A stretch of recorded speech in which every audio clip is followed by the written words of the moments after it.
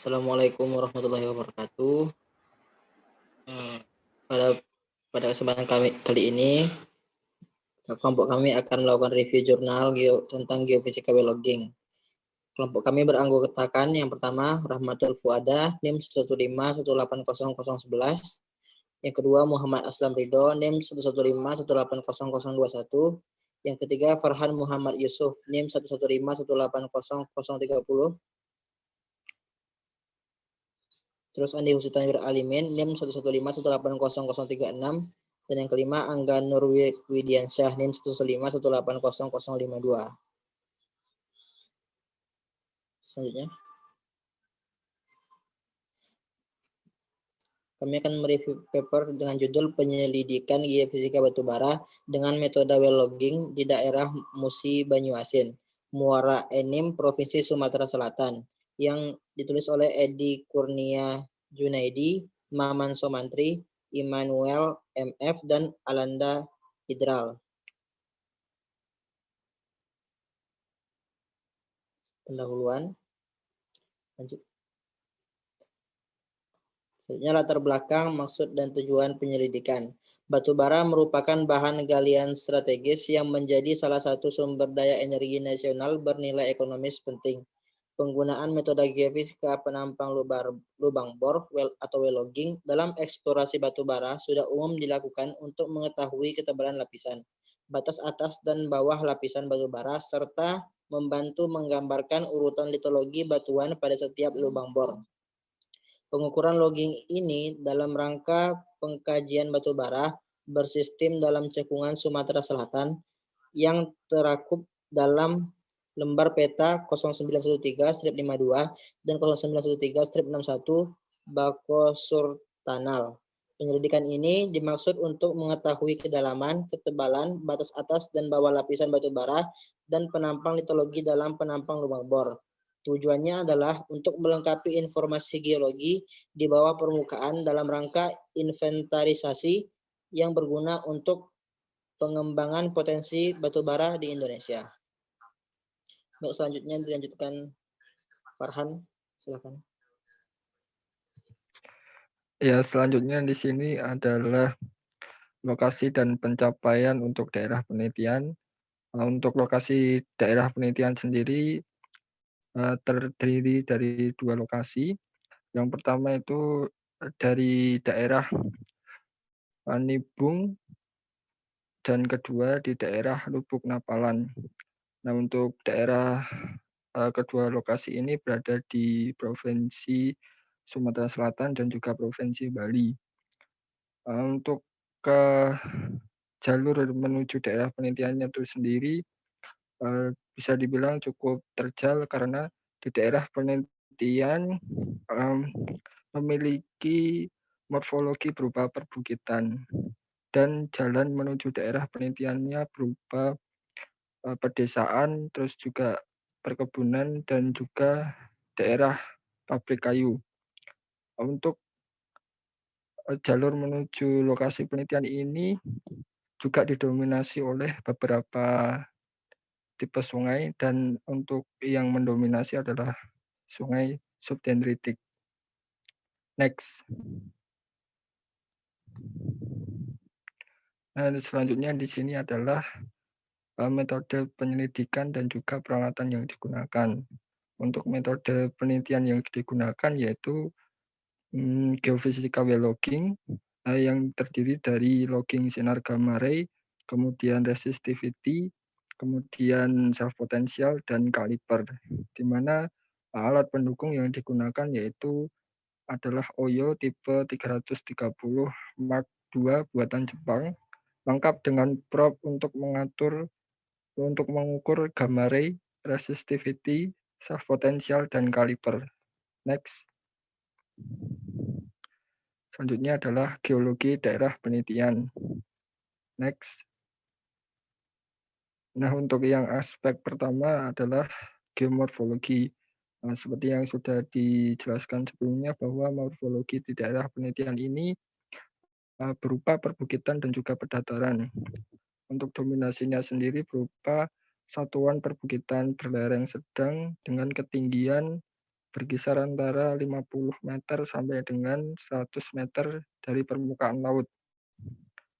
Daerah ini ditempati oleh litologi batuan sebagai hasil dari gunung api sedimentasi. Dan untuk pola aliran di daerah penelitian berupa pola subdendritik. Sedangkan untuk daerah yang di pedataran berbentuk meander dan mengalir ke arah utara.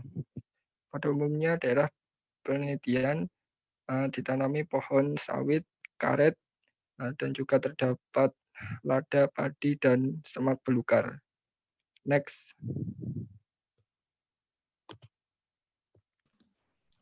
Selanjutnya saya akan menjelaskan mengenai stratigrafi pada daerah penelitian. Nah, kalau pada daerah penelitian ini itu stratigrafinya mengacu kepada penelitian dari N. Suarman dan kawan-kawan pada tahun 1992. Nah, kalau bisa kita lihat, ini ada urutan formasi dari daerah penelitian yang diurutkan dari muda ke tua, yaitu yang paling muda adalah endapan aluvial dan yang paling tua adalah gumai. Dapat kita lihat yang paling muda formasi aluvial ini terdiri dari endapan lumpur dan hasil formasi dari formasi-formasi yang lebih tua. Jadi pengendapan dari formasi yang lebih tua. Lalu untuk ada formasi kasai, ini terdiri dari batuan lempung. Lalu untuk formasi muara enim, ini merupakan formasi pembawa batu bara pada daerah penelitian. Dan untuk lebih jelasnya, pembawa batu bara ini dibagi menjadi 4 subformasi, yaitu M1, M2, M3, dan M4. Jadi pada formasi muara enim ini terdapat 4 subformasi yang sebagai pembawa batu bara. Lalu ada pula di formasi air benangkat. Ini merupakan formasi yang terdiri dari lempung, serpih, pasiran, dan batu napal. Lalu yang paling tua adalah formasi gumai, dan formasi gumai ini terdiri dari serpih yang berselingan dengan batu pasir, lalu sisipan napal, dan batu gamping. Selanjutnya.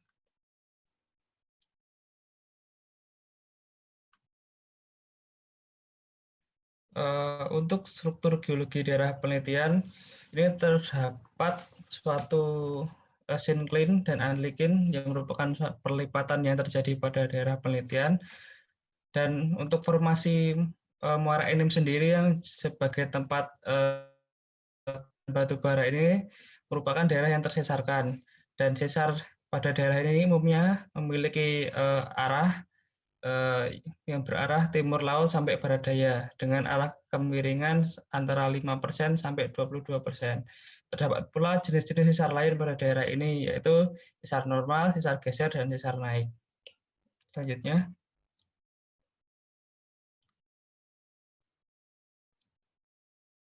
Masuk pada hasil dan pembahasan dari penyelidikan pada paper ini. Lanjut.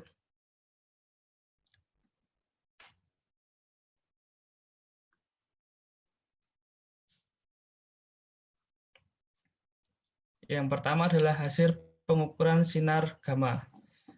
Dari hasil pengukuran gamma ray memperlihatkan bahwa terdapat kurva sinar gamma yang kontras untuk lapisan batu bara pada daerah penelitian. Nilai gamma ray ini pada daerah Nibung berkisar 0 sampai 1 CPS sampai 10 CPS. Sedangkan pada daerah Lubuk Napal adalah 10 CPS sampai dengan 12,5 CPS. Besar nilai gamma ray ini tergantung pada kondisi lingkungan pengendapan batu bara yang pada saat itu adalah sedimen. Ketepatan lapisan batu bara terdiktasi pada gamma ray pada daerah Nibung sekitar 0,5 sampai 16 meter. Sedangkan untuk daerah Lubuk sendiri, Lubuk Napak sekitar 1 sampai 11,5 meter.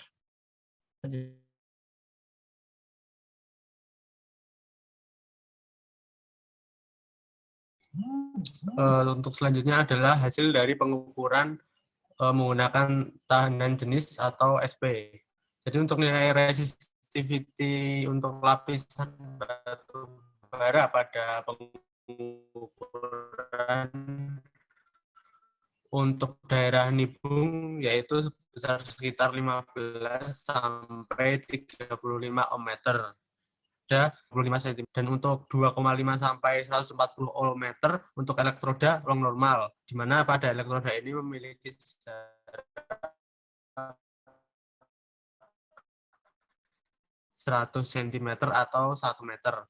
Pada beberapa pengukuran resistivity untuk daerah lubuk napal, nilai resistivity meter untuk elektroda yang short normal atau yang panjangnya 25 cm dan 2,5 sampai 140 ohm meter untuk elektroda long normal dengan jarak 1 meter atau 100 cm. Next. Jadi untuk seperti pengukuran resistivity, penggunaan self potensial ini dilakukan tidak dapat sampai pada dasar lubang bor. Hal ini dikarenakan kondisi lubang bor yang mengalami runtuh. Jadi untuk hasil pengukuran self potensial ini tidak memberikan kontras yang jelas untuk lapisan batu bara pada daerah pengukuran Nibung maupun untuk daerah lubuk napal. Next. Kemudian adalah hasil pengukuran untuk log kaliper. Jadi pada beberapa lubang bor dari hasil pengukuran kaliper terlihat adanya pembesaran lubang bor pada lapisan batu bara. Hal ini menunjukkan bahwa lapisan batu bara tersebut bersifat fracture atau brittle. Beberapa bagian lapisan batu bara terlihat mengalami pembesaran lubang, di mana hal ini menunjukkan bahwa lapisan batu bara tersebut bersifat keras atau hard. Next.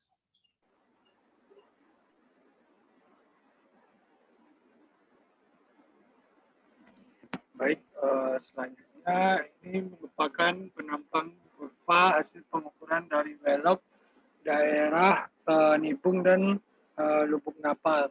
Di sini kita seperti yang dijelaskan sama rekan-rekan saya sebelumnya, kita menggunakan beberapa parameter log yaitu gamma ray, resistivity, self potential, dan kaliper.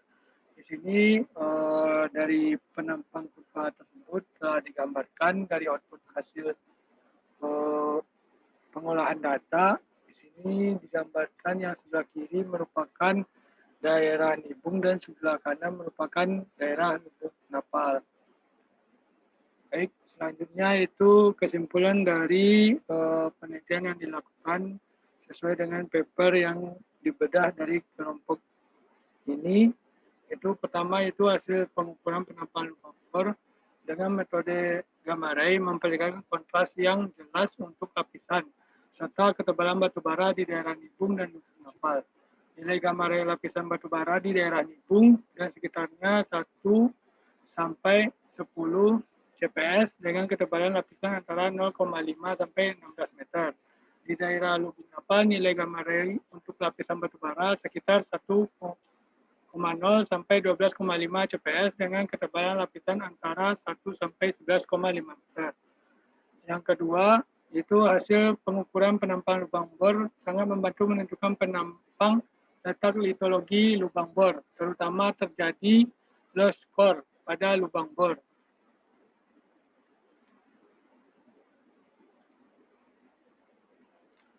Pada beberapa lubang bor dari hasil pengukuran kaliper terlihat adanya pembesaran lubang pada lapisan batu bara. Hal ini menunjukkan bahwa lapisan batu bara tersebut bersifat fraktur atau brittle. Beberapa bagian lapisan batu bara terlihat tidak mengalami pembesaran lubang di mana hal ini menunjukkan bahwa lapisan batu bara tersebut bersifat keras atau hard. Baik, Mungkin dikembalikan kepada moderator. baik, mungkin sekian presentasi paper dari kelompok kami. Lebih kurangnya mohon maaf. Assalamualaikum warahmatullahi wabarakatuh. Waalaikumsalam warahmatullahi wabarakatuh. Waalaikumsalam warahmatullahi wabarakatuh.